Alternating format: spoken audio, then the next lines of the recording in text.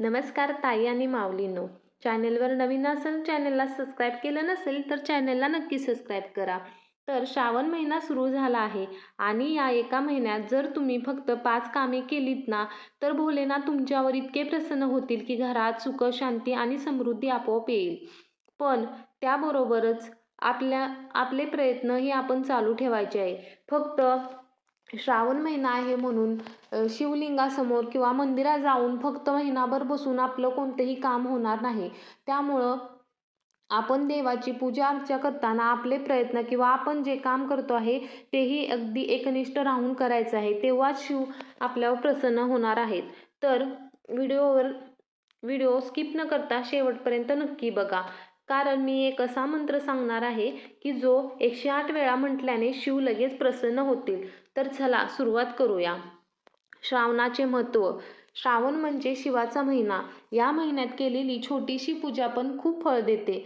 आपल्या घरी आई आजी सांगायच्या, पोरी श्रावण महिना आला की सोमवार चुकवू नकोस.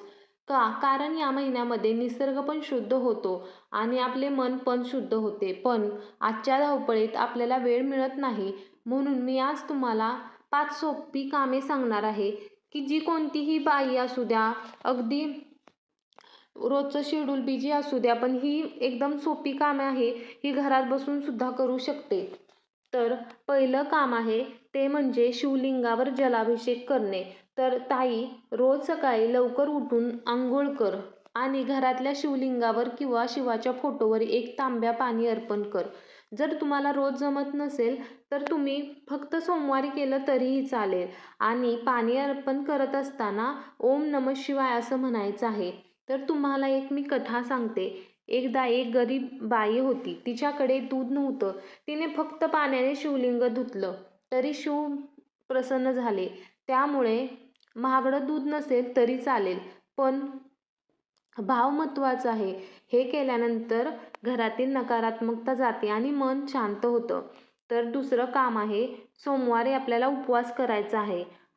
श्रावणातील 4-5 सोमवार येतात. त्यातला एक जरी सोमवार केला तरी खूप आहे. उपवास म्हणजे उपाशी राहायचं नाही.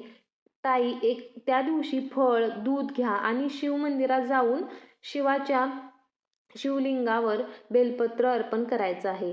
बेलपत्र तोडताना ते 3 पानांचं असावं. उलटं करून अर्पण करायचं असतं.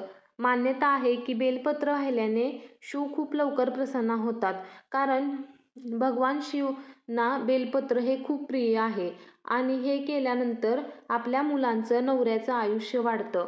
तर तिसरं काम आहे शिवकथा किंवा महापुराण ऐकणे. रात्री झोपण्यापूर्वी 10 मिनिटं मोबाईलवर शिवाची कथा लावा किंवा स्वतः शिवलीलामृत वाचा. याने काय होतं, आपल्या घरातील भांडणं कमी होतात, नवरा मुलांशी प्रेम वाढतं. कारण जिथे शिवाची कथा असते तिथे देवी पार्वती पण असतात आणि जिथे पार्वती असतात तिथे घरात लक्ष्मी येते. चौथं काम आहे की गरिबांना अन्नदान करायचं आहे. श्रावणात काळा कपडा किंवा दूध, मीठ दान करायचं असतं. तुम्हाला शक्य असेल तर सोमवारी एका गरिबाला पोळी भाजी खायला द्या. नसेल शक्य तर एका गाईला घास द्या. शिवाला बेलपत्र आणि पाणी प्रिय आहे, पण त्याहूनही प्रिय आहे की दुसऱ्यांची सेवा करणे, गोरगरिबांना अन्नदान करणे. हे केल्याने पैशाची अडचण दूर होते. तर 5वं काम आहे ते म्हणजे जप करणे. हे सर्वात महत्त्वाचं आहे. दिवसातून फक्त 108 वेळा ओम नमः शिवाय म्हणा. काम करताना किंवा स्वयंपाक करताना, माळ ओवताना मनातल्या मनात जप करायचा आहे.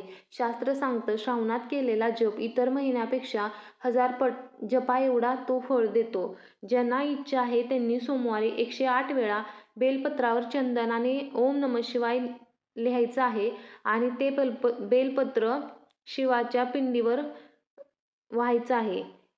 तुमच्या इच्छा नक्की पूर्ण होणार आहेत. तर शेवटचा शक्तिशाली मंत्र आहे. तर मी तुम्हाला सांगितल्याप्रमाणे तो मंत्र सांगते. ओम त्र्यंबके यजामहे सुगंधी पुष्टिवर्धनम्. हा महामृत्युंजय मंत्र आहे. रोज 11 वेळा म्हणायचा आहे. घरात आजार, संकट येणार नाहीत. ताई लक्षात ठेवा, शिवाला सोनं नाणं नको आहे. त्यांना तुमचा भाव आणि विश्वास हवा आहे. यापैकी एक जरी काम श्रद्धेने केलं तरी पुरे आहे. तुम्हाला व्हिडिओ आवडला असेल तर लाईक करा.